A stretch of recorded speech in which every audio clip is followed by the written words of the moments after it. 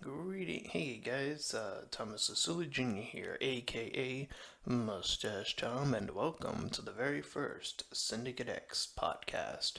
So, this podcast is going to be just me for now, testing out the waters of this podcast, seeing where it goes, talking about all my favorite things, being video games, movies, all that good stuff, and focusing on my YouTube channel, just talking about what I've what I am doing right now, what's coming up, what's in the video game news, what's in the movie news, so on and so forth.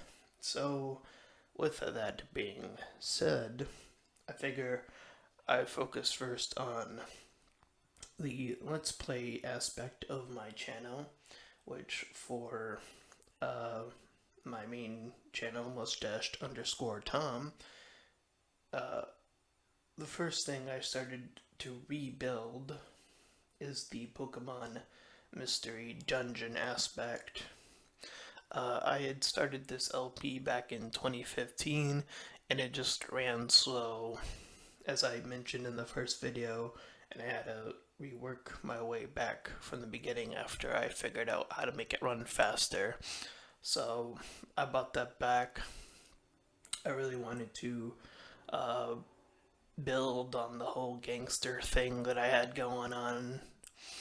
Um, I even tried to go as far as to say, hey, if there are any artists out there, and if you want to draw a Squirtle and Cyndaquil like gangsters, send it my way to my Twitter, T Marsula Jr. at Twitter. I believe that's the handle. If it's not, I will probably correct it at least on the YouTube description when I do post this on YouTube. That'll be there, the fix.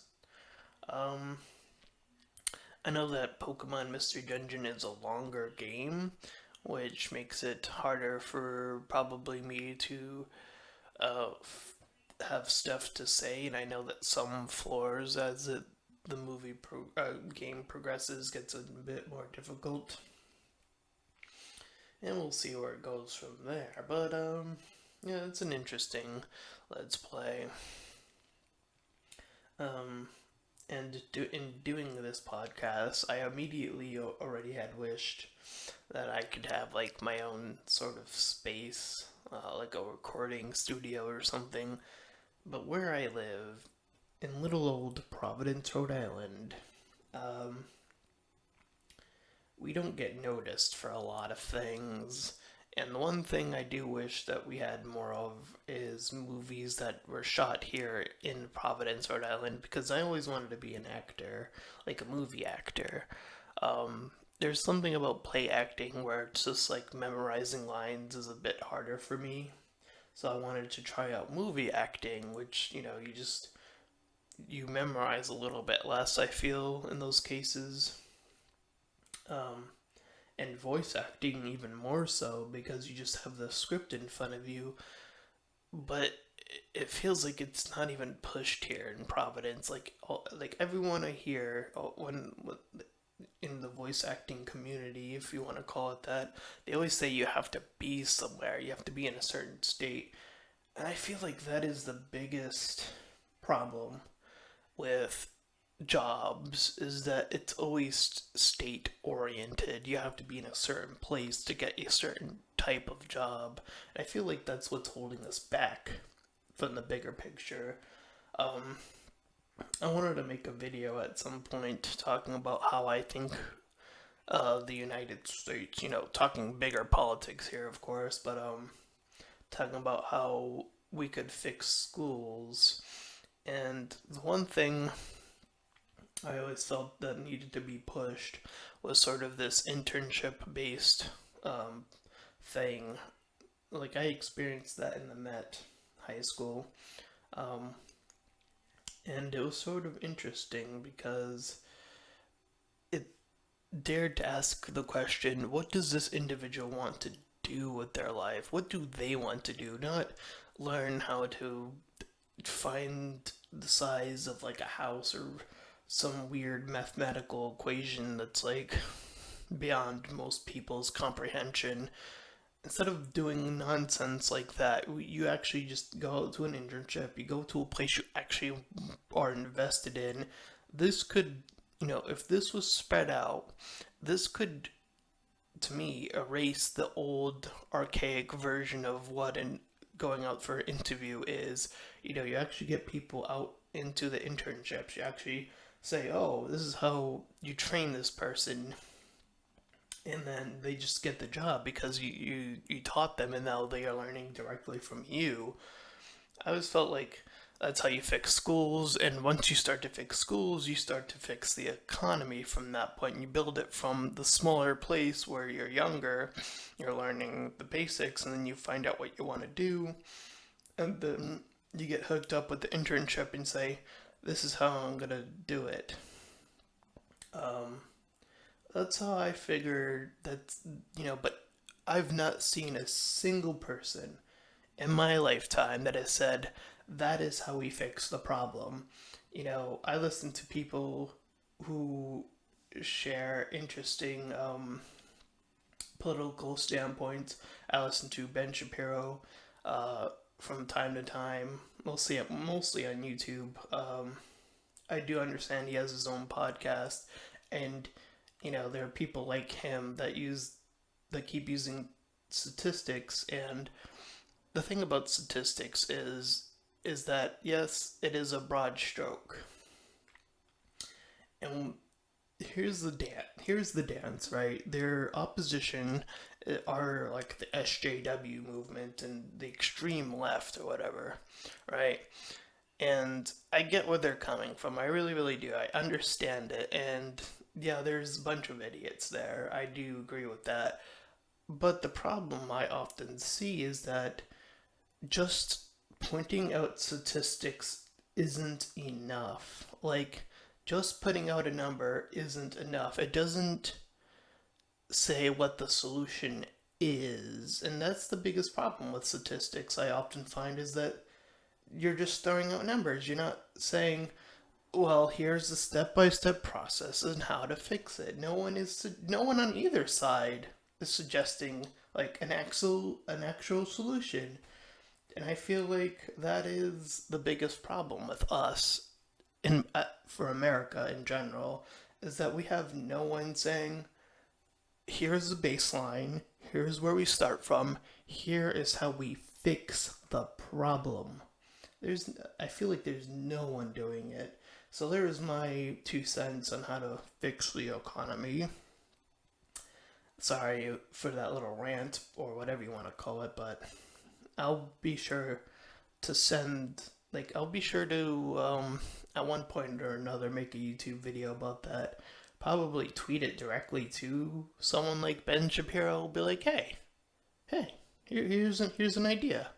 I feel like that's what they need. I feel like, they need that type of ideal thinking, and we'll see where that goes. I don't know when I'll do that video, but probably on Monday or something. I don't know. Anyways, back to the LPs. The next LP on the list is Digimon World Dawn. So this is an idea that I had for a bit now, where I noticed that this is very similar to Pokemon Sun, so I decided to do the official versus Let's Play of Digimon World Dawn versus Pokemon Sun, where I have the LP list, and I did Digimon World Dawn first. I set that up, and then I did Digimon Sun, the first video, and the second video I'll probably have coming up pretty soon. No, wait, no, well, that doesn't make sense, because I'm actually going to be going back to Digimon World Dawn, then back to Pokemon Sun, and going back and forth in that way. And we'll see what happens. I don't actually know how long either of these games are, which I think makes that LP the most interesting setup I have going on. So I have 3 LPs on my main channel, mustache_Tom. There it is again. I feel like that is where that starts, where that is. And we'll see where it goes from there. Anyways, moving on. So this week on movies, the two movies that I watched and reviewed this week were Moonlight and La La Land. These were both very last of the minute, sort of 2016 reviews. Um, I wasn't even gonna consider watching La La Land until um, Tony, or also known as the Black Critic Guy, reviewed the movie, and then I was like, huh, that seems like a really interesting movie. I'll give it a watch. So I gave it a watch, and yeah, it was pretty enjoyable. Moonlight was a fascinating movie as well, so I'm actually really also glad. I also saw one review previously beforehand before watching that, but I don't remember who I saw it from, so unfortunately I don't know who to give credit to for that one, but I'll figure it out eventually.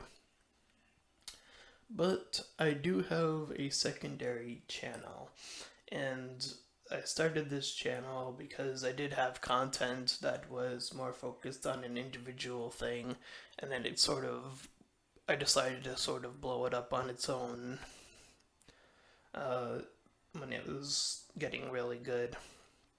But it was focused on MLP. Then I created Kawaii Critic pretty fast, actually. I was like, oh, I love Japan. Yeah, Kawaii Critic, that name fits. Um, I had three initial steps into the design I have for Kawaii Critic now. The first design was just right out of Pony Creator. Uh, I wasn't an artist by any degree, so I was like pretty happy that I was just able to have one at that point, and I didn't even know like, oh, there was this whole hatred for Pony Creator at the time. I was just happy doing reviews, and people say, oh, do what you love, and but we hate Pony Creator, but I don't know. I was satisfied with what I had at the time, but eventually I did say, I could fix this up a bit, and then I did. I gave myself the gray hoodie, I gave myself the blue pants, and then I eventually started working on that cutie mark. Gave it to my Kawaii Critic, and then things from there sort of just took off, and that channel has been sort of stuck. So then I created this whole subplot line, or whatever you want to call it, where I had the older brother, Buck Business, created to sort of take a more serious approach to reviews, to take away the channel from Kawaii Critic for like a period of time, to be able to have these two distinct aspects to the review. I feel like there aren't enough of the serious side to it. Um, and one thing I will note about reviewers is that I have not seen a single video, not a single one, that will teach you how to use their sort of method of reviewing. Like they say, oh, make your pony this way or don't make it this way, but they won't say, this is how I make my vectors, or they won't say, this is how I set up the review. I find that a bit odd. Um, that's just an observation. I'm not trying to criticize too much unless I'm playing the part of Buck Business. Of course, I do voice that character, but I'm not going to do that right now. I'm being me right now, Thomas Lasula Jr. Um, and Buck Business did take over that channel, and I did have that one video where I was like, "Oh, Quiet Critic's back," but I found that funny that no one really cares. But that's how YouTube is. At least my channel. I started way too late in 2015, and a channel like mine, because it started that late, it is 10 times harder for someone like me to get noticed than someone who started back in just like by a few years. That is how YouTube is, and there aren't many, like, I said this once, there aren't a lot of big YouTubers that will shout out smaller YouTubers. That does not exist. Not anywhere have I ever seen it happen, because like I almost feel like it sometimes where it's like these bigger YouTubers don't want to give new YouTubers a shot, and that sucks. That really does. Because we are only able to pull in so many people. I barely get any people, and I really want to build like my own sort of community. I want people to participate. I really want all of that, but no one's coming in. No one knows I exist, and on both of my channels. Of course, my first channel, my main channel, has a bit more subscribers, but still, I don't have that sort of dream aspect of people are participating, people are telling me what they want me to do or something like that. I don't have that kind of connection anywhere yet, and that kind of sucks. Anyways, I currently had Buck Business take over for Diablo 2 Lords of the Destruction. I thought when I first started this LP, which was interesting, the first thing I noticed was this is going to be a really hard game to play because there isn't much to it. It's a pretty basic game.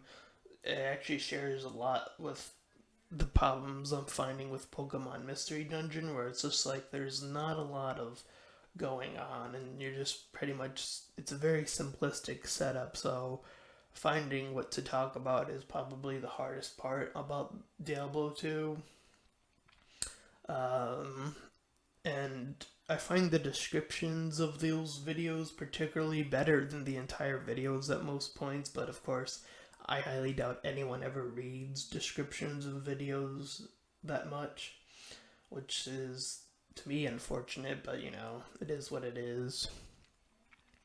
But I have trouble finding out what I should talk about next, and I often just talk about what's going on, which it's usually just whack an enemy or throw a fireball since I'm a sorceress, and that's pretty much all the game is. It's like, oh, just throw a fireball at a guy or whatever. But I am coming up on personally the hardest enemy, and then later on I found out, oh, Blizzard is celebrating the 20th anniversary of this game. Okay, I'll share that, uh, the video I did, and then I was like, oh, hey Blizzard, I'll tweet at you. I'll give you a nice little tweet, say, good job guys, good job Blizzard, for sticking around for 20 years and bringing us pretty good games.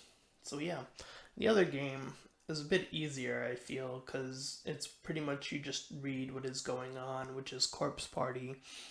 And I found that game a bit more fascinating because I barely play it, or I've barely seen it played. So to me, that's like my first entry point into this series. Um, so that's interesting, and I'm trying to figure out how to get all of the star endings, I guess. I'll see how that goes, and we'll see. We'll see how that goes. And those are all the things that are going on right now. So you can expect to see a second Power to Digimon World Dawn, and some more Pokemon Sun, and then everything else is upcoming. Some are way down the line, and some have been canceled, and some are actually taking place tonight or later on today, but we'll see. So, the first bit of movies that are coming out tonight, or today, I should say. There's like Monster Trucks, there's the Bye Bye Man, there's like, I think there was like 2 other movies announced to come out today.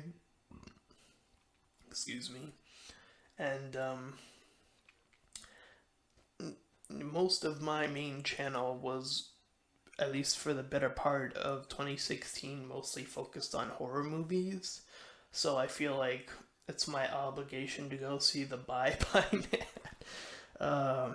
The Bye Bye Man. I cannot take that movie's name seriously. Um, and I already see it in the trailer. It does not look like a great movie, and I'm kind of stuck on that name, the Bye Bye Man. Like, are we really running out of names for things now? I mean, is that where we're coming from?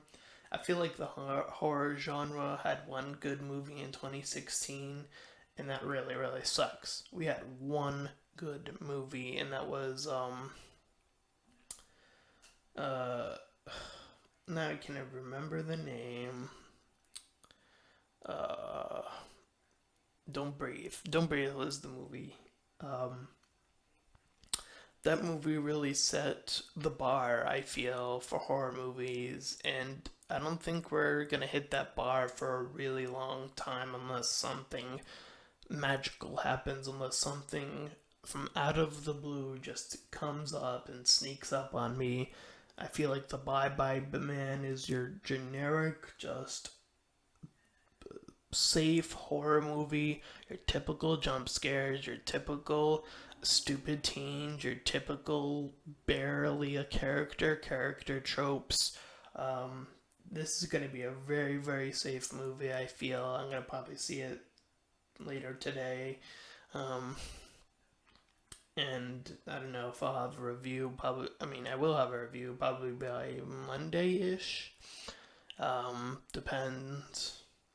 I might get it in tomorrow. Also depends.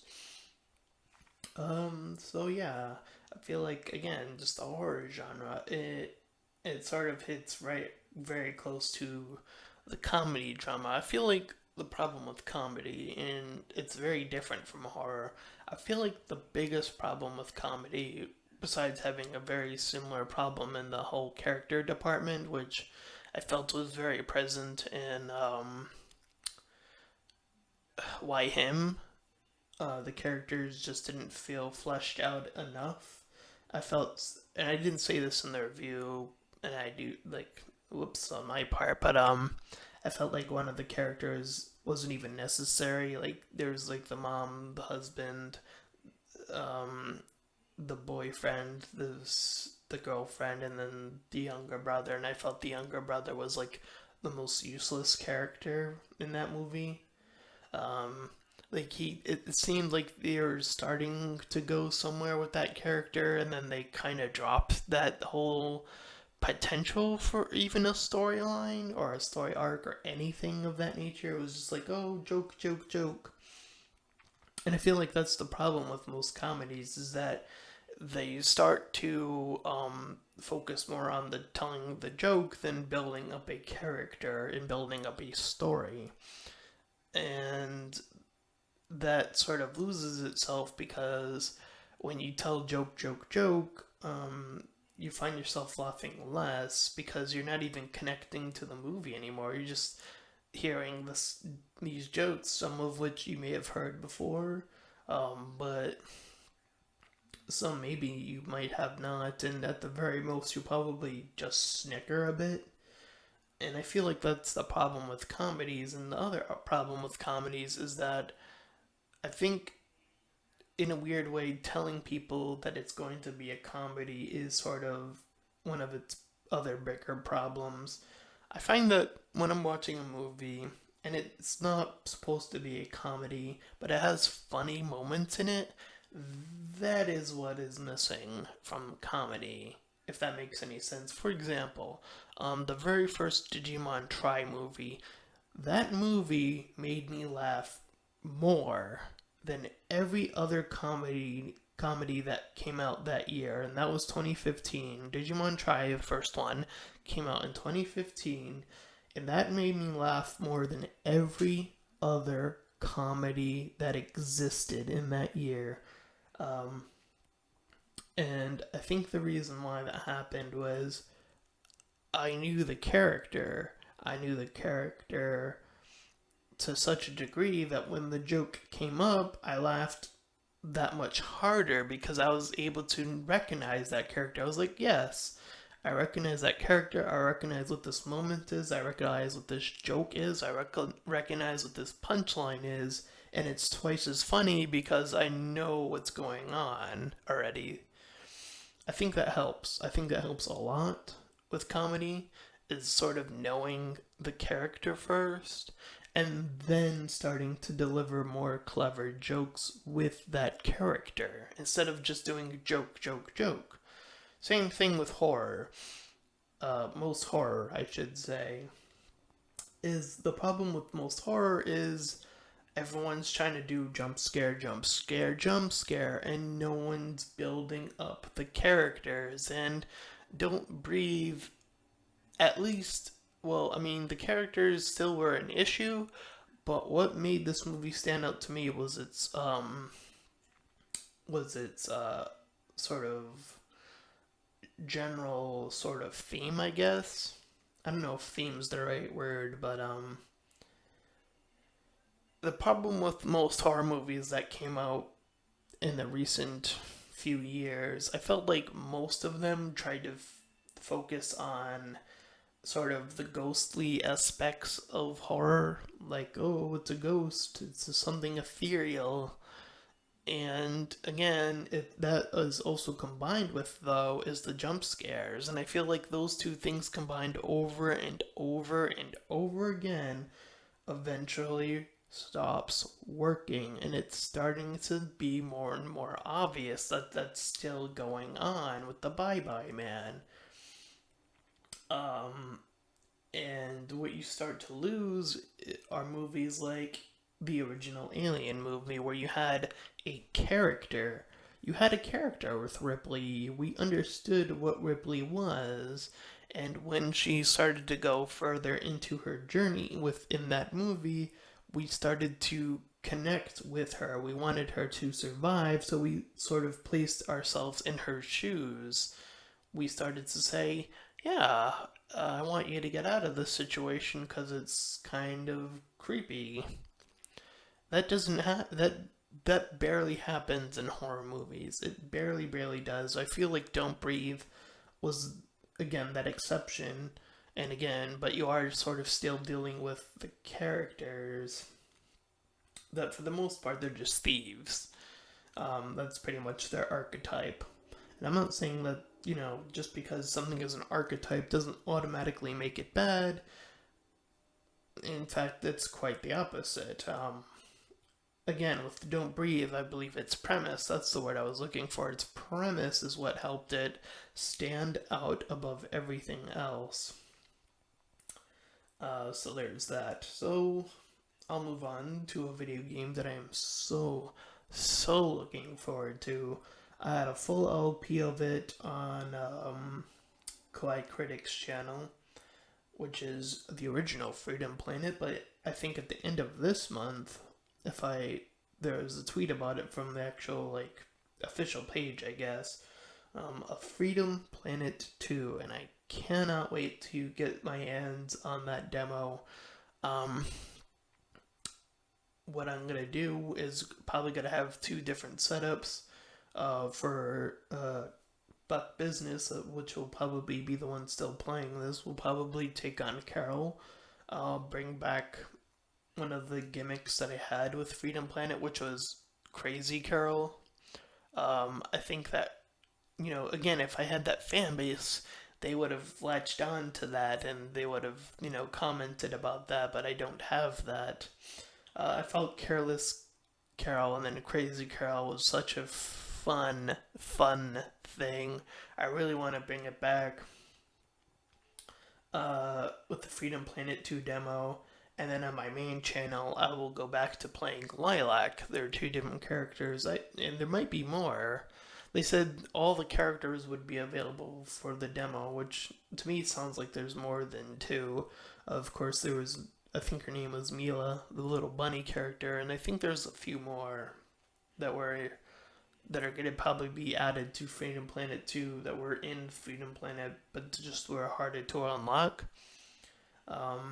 I think there was that turtle alien character. I forget what his name was, but And then there was that panda um, warrior chick, and I don't remember the other character.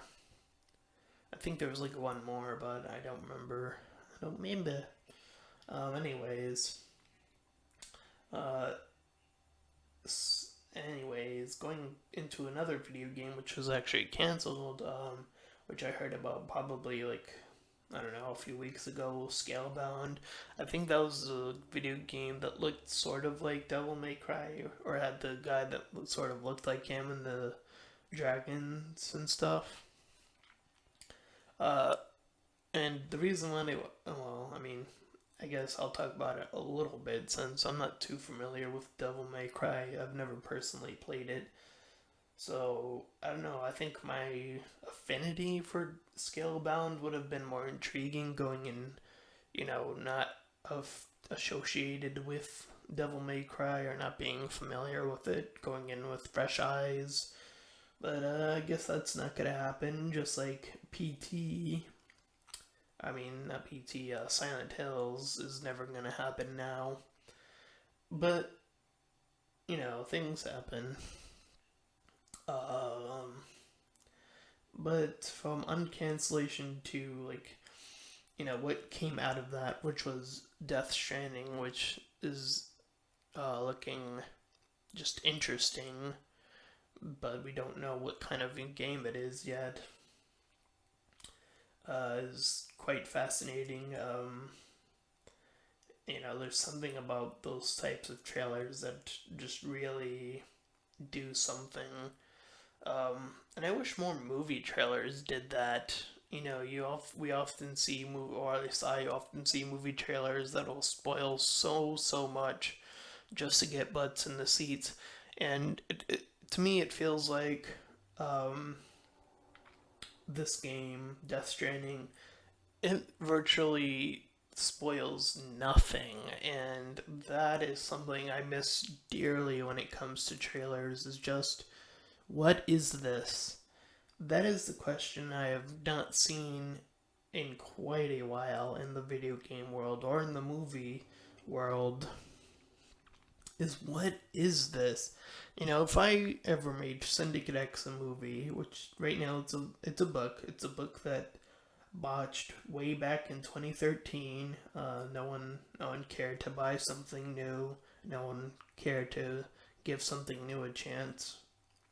Um, and I wish more people would give something new like Syndicate X a chance, give new superheroes a chance. We've been in a world where the superheroes that we know have been around for so long, and all I've ever wanted to do for like the past few years now is build a new group of superheroes, and I wanted to make it a movie.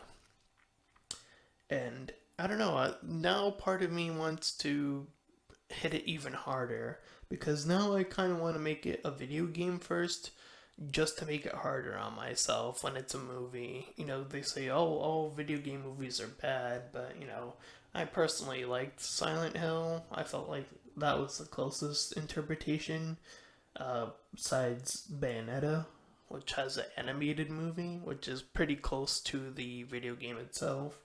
I recently, at some point, watched the Tamagotchi movie, which I actually found interesting. The third act in that movie was a lot more than I expected.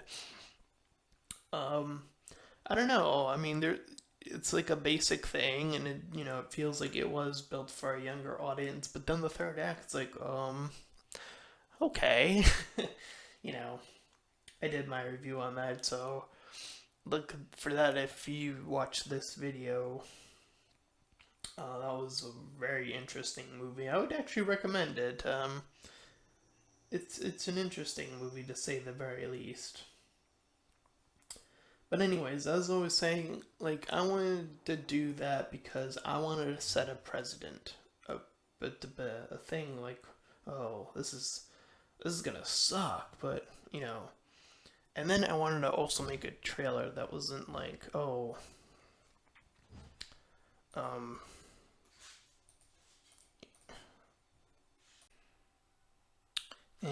welcome back. Sorry for the interruption and the sudden stop to all of that. I kind of lost track and got interrupted, which is exactly why I wish I had my own little recording studio so that I wouldn't have to worry about that. Makes me want to shoot myself. Anyways, I don't even remember what I was talking about, which sucks. Like the last thing I had listed in my little document was Scalebound being cancelled, and then I talked about other stuff. Anyways, I guess I have no other choice but to sort of just move on to the next subject, which is the announcement of Dynasty Warriors 9. So, for those of you who don't know, I've been a Dynasty Warriors fan since the third game. Just, enjoyed hacking and slashing my way to victory and all that good stuff. This was announced like a few weeks ago, I want to say at this point. For those who were at least in that fan base were getting pretty antsy about how close that was to getting to, like, not even being announced. Like, that was, like, pretty close to being everyone becoming sort of paranoid, I guess, that game wouldn't come out, but it is official. We have a new character. I forgot what his name was. I probably should have wrote that down, but I didn't, so I feel stupid. And the game that's coming out closer to, I guess, it might even be out in Japan, or no, I don't know, but I think it's called Muso Stars at this point. So this is the game where they have warriors from their different franchises all coming together in a more Dynasty Warriors-esque type game that has a few other things going on, I should say. You have movesets from characters from their respective franchises all coming together. There was like this sort of like request thing. I don't know how seriously they took it. I decided to put two names. One was sort of a joke and one was sort of serious. I do know that Dynasty Warriors did officially at one point team up with Pokemon, so I did list one of the Pokemon because I thought, well, I think that technically counts. I don't know. So I put a Pokemon in there. I think I picked Lucario. If I could go back to change that, I probably would have picked Squirtle. Just, I don't know, for reasons, I guess. And then my joke pick was Vmon from Digimon. Get the whole Pokemon versus Digimon thing started over there. But I highly, highly doubt that they would pick either of those characters to show up. I mean, they would have to get in contact with Pokemon Company or Bandai Namco and actually get permission and all that complicated nonsense. So I highly doubt I'll get my picks for Muso All-Stars or Muso Stars. I don't know if we'll pick up that game. I feel like I should be waiting a bit more anxiously for Dynasty Warriors 9 to come out. Or at least wait until I see what that game is going to look like. The last game I've been playing that I do own was Samurai Warriors 4 Samurai Warriors 4 2, which is a weird name, I know, but it's sort of like what that game was, and with a bit more added to it, I guess. And, that game had its fun and its moments, and it just sort of ended. And now on to the next subject, which is one of the games I'm personally looking forward to, although I still don't know when it's officially coming out, is Kingdom Hearts 3. Now, the thing I noticed about when I wrote Kingdom Hearts 3 down was I started to notice that for every game or like TV series specifically, always at least on YouTube, this seems to be the case where there's always this one or few individuals that are like, that is their thing. That is the thing that they latched onto. That is the thing that people come to see them for. For Kingdom Hearts 3, I noticed there is someone for that I watch. I think his name is HMK. I think that's his name.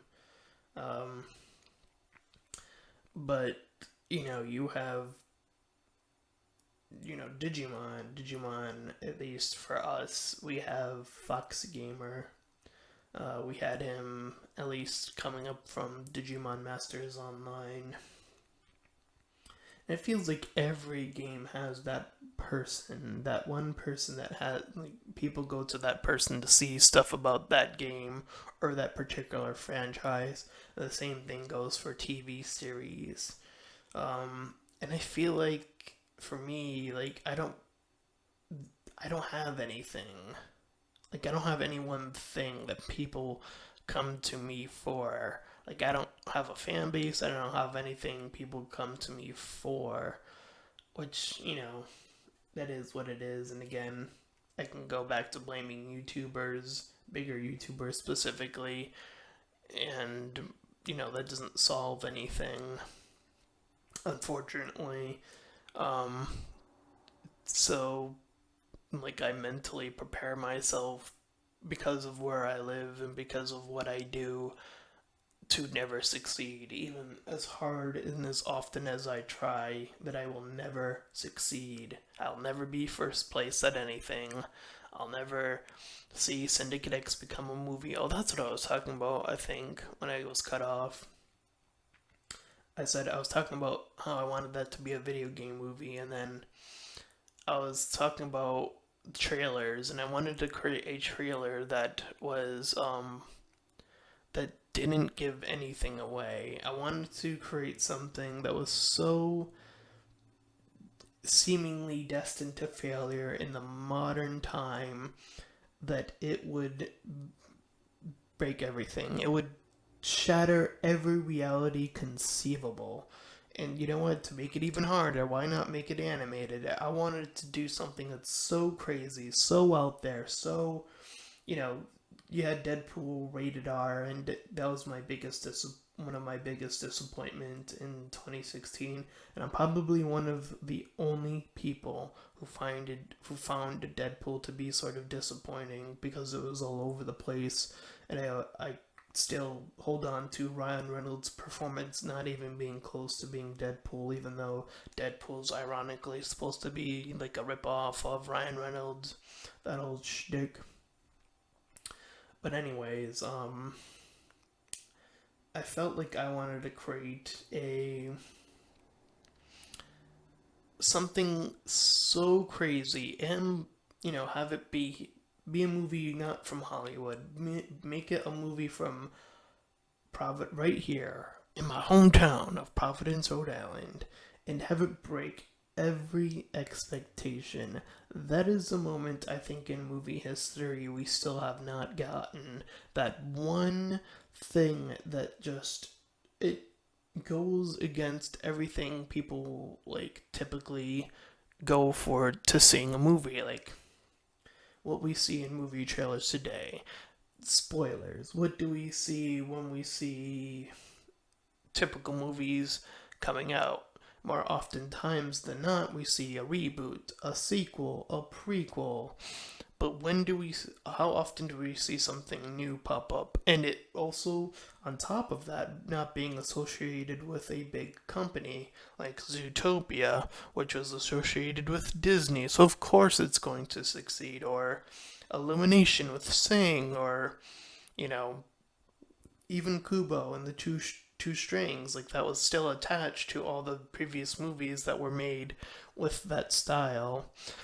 Syndicate X has nothing, and I wanted to build the greatest something out of nothing in the history of movies, because this is my dream, that one day I can stand up on that stage accepting an award and being the very first person to say, I broke all of the rules, or all the things we come to expect from a movie these days, as as far as to when it comes to what people expect, um, in every sense of the word, and that's what I wanted to do recently. But I can't get that from nothing. It has to come from somewhere. People have to ironically sort of know what Syndicate X is, and I feel like that is the biggest issue. Is that, again, going back to what I said earlier, no one wants to give something new a chance, or at least very little people do. I'm sure there's some people out there that do, and yeah. Anyway, the last little thing on my little list here. This will be a pretty short podcast since this is my first one. And, this is just more so for fun. If people do enjoy this, please, on my YouTube channel, comment, we want to see more or whatever. That would really help motivate me to bring this back next week or whatever. Or whenever I'm going to do it, I don't know. Anyways, the last bit on my little docket thing that I have here is going actually right back to Digimon Tri, because they are now on their fourth movie, which I believe is coming out this year. So we had Digimon Tri, which came out in 2015, and then in 2016, Digimon Tri Confessions and Digimon Tri Confessions and one other one came out in 2016. Two movies from Digimon that came out in 2016. Like, as someone who actually does believe that there is competition between Pokemon and Digimon, I feel like Digimon is hitting so hard right now. It is swinging crazily right now. And we're already on our fourth movie. That's nuts. In 2015, when I was talking about Digimon, I felt like there was this whole thing about what movie was I gonna place on my number one, and then I actually did end up picking Digimon Tri. That was my favorite movie of 2015, and I actually made a little joke about Star Wars, because I felt like those two movies are Star Wars: The Force Awakens specifically. I felt like those two movies were like almost competing with each other, or at least in my mind they were, and they felt Digimon Tri just did everything better, like literally everything better than The Force Awakens. And for those who did enjoy Rogue One, even though I think the characters are stale and boring and the story just suffers mainly because of that, I think Digimon actually has a shot of creating its own sort of side universe, or whatever you want to, whatever Rogue One is supposed to be. I think Digimon could actually do that now, because it has something like Digimon Tri. It could go out in so many other directions, and I feel like Digimon is really, really hitting strong. I do feel like they need another game though, which actually, come to think of it, I think coming out, at the end of this month is Digimon World, something. I actually don't know the name of it. But it's supposed to be like a reboot of, like, I think a PSP game. And it's coming out for the PS4. I do know that. I do know that it's coming out the end of this month, so I actually do look forward to getting that game. Seeing what that is. But I want to see a new Digimon game. That would be really, really fun and interesting. I think, I've been saying this since Digimon World 4. I've been at least feeling it since Digimon World 4. Is that I want to see Digimon World 5 redeem Digimon World 4. Like, I want to see the next transition into the official Digimon World 5, since that's something that technically doesn't exist yet. To get that next step.